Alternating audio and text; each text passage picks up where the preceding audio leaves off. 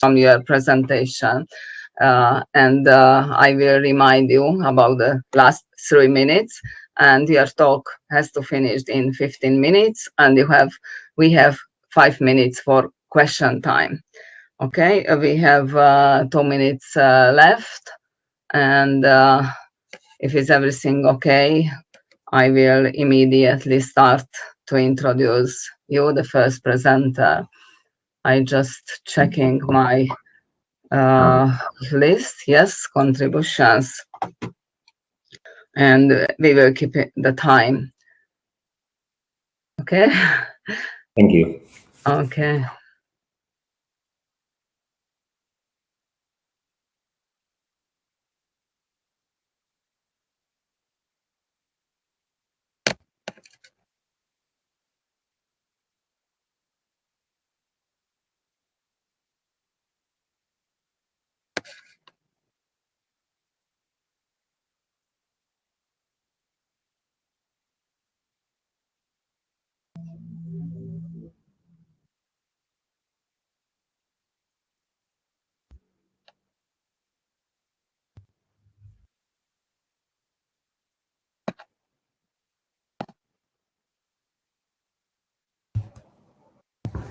Okay.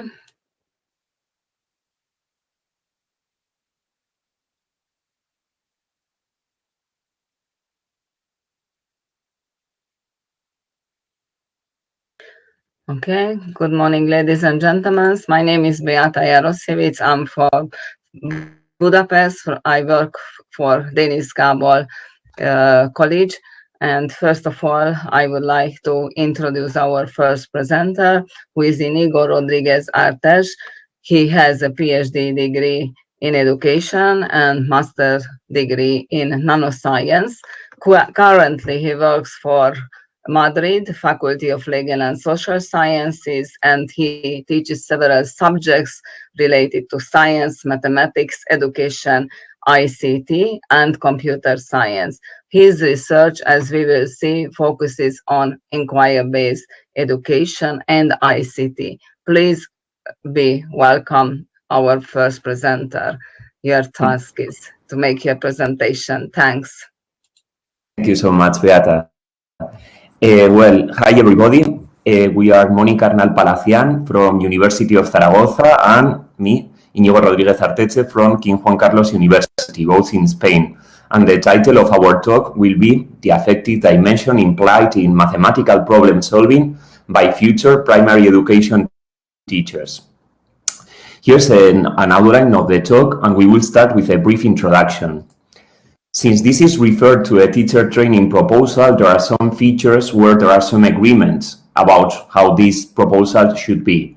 First of all, they should be based on the promotion of professional competencies or core practices such as inquiry, assessment, communication, leadership. They should promote a shift from traditional or transmissive perspectives to alternative or constructivist methodologies. And apart from this, reflection and metacognition should be important components of these training programs. However, we shouldn't forget the role of emotions in these training programs. Why? Here we have a nice example, which is a well-known work by Pintrich, Marx and Boyle, that states that conceptual change is not purely a rational process, but it implies intensively beliefs, attitudes, emotion, since they take an important role in social and personal knowledge construction. Taking this into account, here we show some other features which model the relationship between understanding and emotion. Well, it is clear that after understanding, many emotions emerge that depend on how that understanding has been. And this is bidirectional. Why? Because emotions also take an anticipatory role and condition understanding. We can have stimulating or depressing emotions that condition cognition. And apart from this, methodologies or strategies act as mediator variables in this double-way interaction. Here, we will focus in problem-based learning, which is an instructional approach that makes students conduct research, integrate practice and theory, apply their skills, their knowledge to find feasible solutions to open-ended problems, and in all this process they would have the help of a tutor that promotes scaffolding. Educational research has shown that PBL has multiple benefits in promotion of mathematical and scientific competencies, and together in promotion of conceptual understanding. However, we can all agree that transference of this perspective to practice can be challenging. And this challenge can be even bigger in the case of future primary education teachers, and especially regarding their mathematical and science teaching. In fact, research has reported some emotions such as nervousness, anxiety, or frustration that can condition their future students' learning, and of course, these emotions could inhibit these individuals from applying mathematical problem solving in their future classrooms. Apart from this, research has shown that in general, women tend to underestimate their competencies as compared to their male peers and have lower self-efficacy beliefs. Taking this perspective into account, here we propose the analysis of the future primary education teachers' prior emotions before starting a training proposal about mathematical problem solving. It is true that nowadays we are developing some other research because we have implemented a pilot proposal and we have also taken data about their final emotions. But here in this presentation, we will just focus on the initial emotions. As such, the three objectives we set are the following. First of all, characterize future primary education teachers' epistemological and educational beliefs regarding mathematical problem solving, their attitudes, their emotions, their self-efficacy, and their assessment of the prior training in the degree in primary education.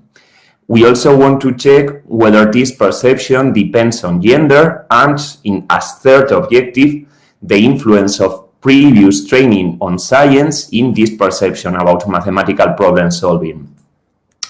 Well, here, regarding the sample, we have 62 participants, 35 men and 27 women, who have an average age of 23.1. They are taking the subject mathematics and its didactics tree that comes after two other subjects on arithmetic education and geometry education, and these third subjects takes place in the third year of the degree in primary education in a Spanish public university.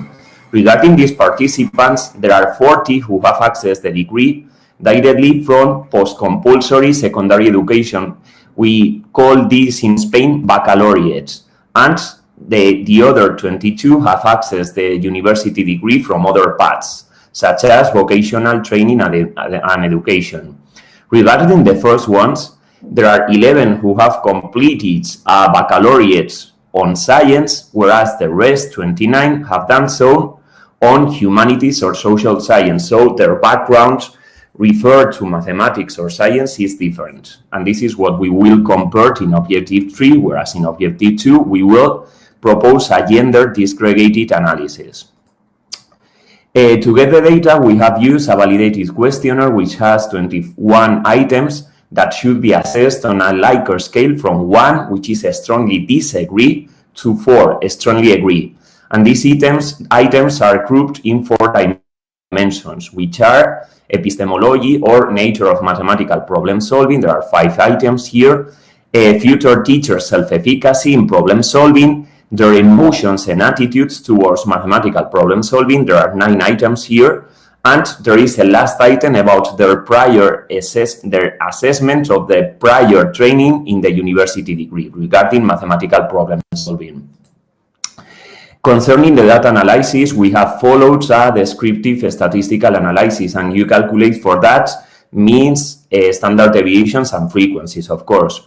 For this gender disgregated analysis, we apply Mann-Whitney's U-test, and we set as null hypothesis that perception towards mathematical problem solving is not conditioned by gender. And we take a confidence interval of 95% to rebut that null hypothesis. And regarding the third objective, the null hypothesis is more or less the same, but here we say that perception towards mathematical problem solving is not conditioned by prior training on science. And here we compared these students who have completed different post-compulsory secondary educations. This is what we do. And so let's move to results. Here we show the results for the first dimension of the questionnaire, which are the beliefs about the nature of mathematical problem solving. And well, we can see that in all cases there are clear tendencies either towards agreements, such as here, or in item 5, or disagreement with the statement proposed, such as in item 2 and 4. Now let's interpret these results as positive or negative. Well, as positive, we see here that future primary education teachers disagree with item 2, and so they question that just the final result is the only important thing in mathematical problems. It seems that they give value to the procedure followed. Then regarding item 4, they reviewed the statement 2, and so to say, they support that the strategies used in mathematical problem solving are related, so to say, with those used in real life.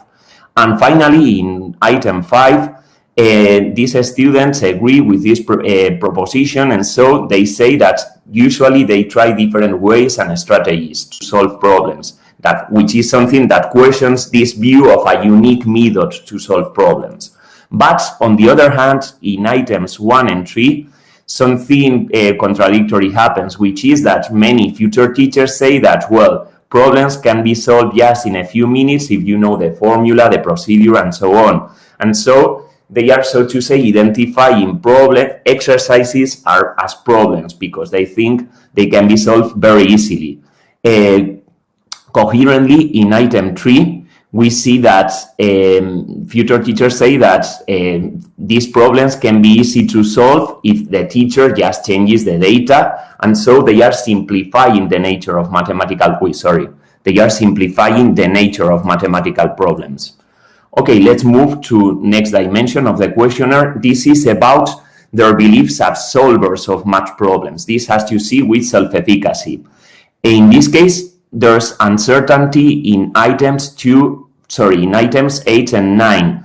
And here these items had to see with their confidence and their feelings of calm or relaxation when they are solving mathematical problems. Here, many future teachers disagree with this, and so they do not show a high confidence toward problem solving. And coherently, in item 9, many people disagree with this, and so many of them do not feel calm or relaxed when performing this task.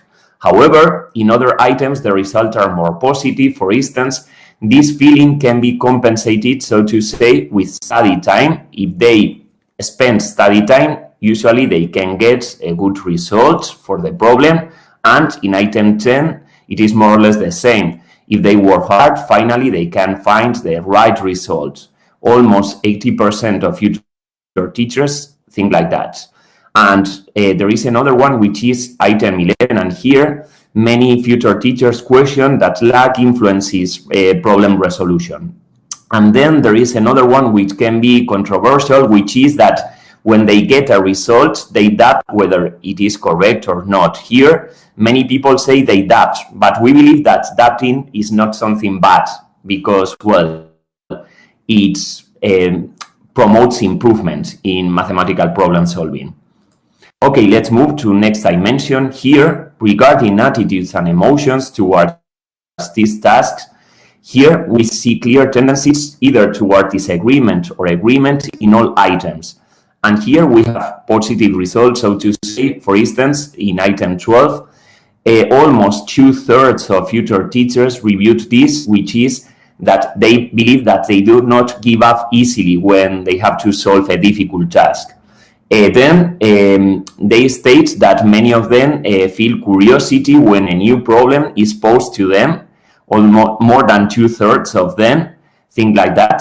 And then, sorry for the change in the Zoom. And here in item 15, they value the role of group work in giving confidence to them. Many future teachers, almost 90% of them, say that if they work in groups, then they have a higher confidence in them. Then, yes, 3 minutes or, okay, thank you. What it is negative is what we have in items 14 and 16, because here many of them, a majority of them, say that they feel anguish or afraid when the teacher asks them by surprise to solve a problem. And here in item 16, they believe that when they start getting blocked in a problem resolution, they start to feel insecure, desperate, nervous. And so almost 80% of these future primary education teachers feel like this, which is something we should compensate with the proposal. Then these are the final results here. And so in this case, we have uncertainty in items 17 and 21, and then clear tendencies in the rest of items. Results in items 18, 19, and 20 are positive. Almost all future teachers say that getting the right result gives them great satisfaction. Then many people place value on perseverance, because they say if they do not get the right result, they try again. Almost 90% of them say this. And then all of them give value to effort, perseverance, or patience. However, something negative is what happens in item 17, because here more than half of future teachers say that if they do not get the right result, they feel they have failed and waste their time. More than half of them think like this. And finally, concerning previous subjects in the university degree, we can see mixed opinions, because almost half of them say that, well, they haven't been able to discover new ways of solving problems. So, well, this is something we should also compensate. Well, here, if we propose a gender disaggregated analysis, what we can find is that in 4 items, we find significant differences. And this is something that is in coherence with literature results. Here, we have seen that men feel more positive emotions and less negative emotions than women in these 2 items. Men are more confident in problem solving. Almost 60% of them feel like that, whereas in women, just 1/3 of women feel confident in mathematical problem solving. And then something similar happens where if we focus on negative emotions such as anguish or afraid, feeling anguish or afraid, a majority of women think like this, whereas in the case of men, just half of them. And then on the other hand, attitudes are more positive in women.